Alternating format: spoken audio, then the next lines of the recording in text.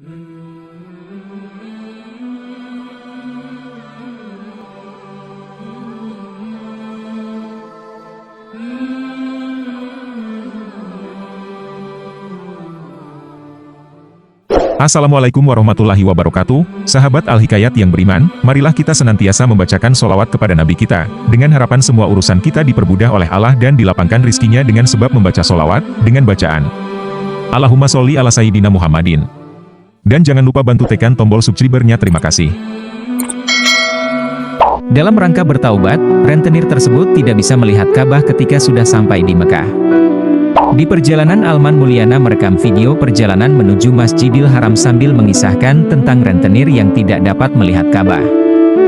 Seorang rentenir yang tobat naik haji, setelah sampai ke Mekah orang itu gak bisa melihat Ka'bah, ujar Alman.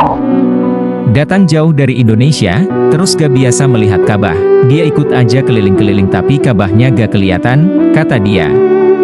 Kemudian kisah tersebut menjadi viral, sebagai pengingat kepada orang-orang yang ingin berangkat ke Mekah. Ia mengingatkan bahwasanya banyak kejadian di luar nalar manusia yang bisa saja terjadi ketika di Tanah Suci. Pasalnya tidak ada yang mustahil bagi Allah Subhanahu wa Ta'ala, jika Allah sudah berkehendak. Alman dan Irlan berpesan agar ketika berada di Tanah Suci kita berkata yang baik-baik, menjaga lisan dan menggantinya dengan zikir mengingat Allah. Selain kisah sang rentenir, Alman dan temannya menceritakan kisah jamaah haji yang memiliki jimat. Diceritakan orang tersebut ketika sampai di Mekah tidak dapat merasakan nikmatnya ibadah. Pas datang ke sini orang tersebut biasa-biasa saja, bahkan melihat Ka'bah pun hambar. Kata Irlan, orang tersebut biasa saja ketika jamaah yang lain menangis. Ke Masjidil Haram pun ia malas, padahal jaraknya dekat dari hotelnya.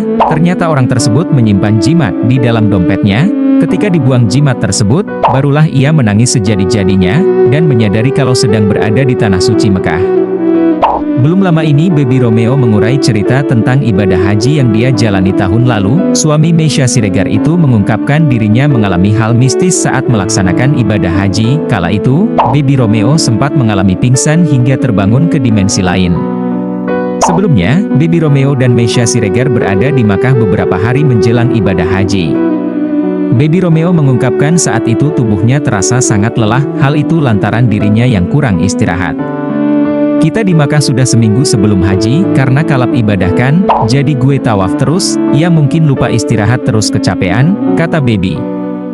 Baby juga berkata dirinya sempat mengalami demam. Setelah itu meriang, saya bilang, sayang aku meriang, minta obat demam dong, dibawa ke kamar, matiin AC kok masih dingin. Sudah minum obat itu tidur, maghrib sholat bersama, lanjutnya.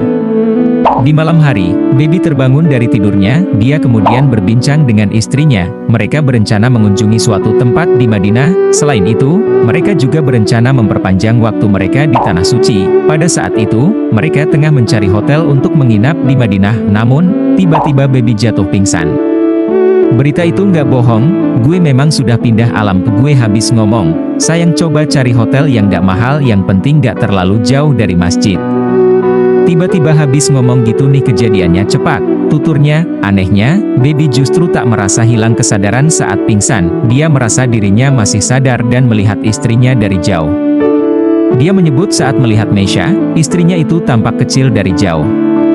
Sedangkan, tubuhnya seperti ditarik dari belakang. Gue lihat bini gue itu kecil, seperti gue menjauh kayak ditarik, terus kelihatan normal lagi. Tapi mau panggil bini gue itu kayak ketarik lagi, ujarnya. Menariknya, Baby Romeo mengaku dirinya merasa nyaman saat jatuh pingsan. Padahal dirinya merasa tubuhnya seperti ditarik.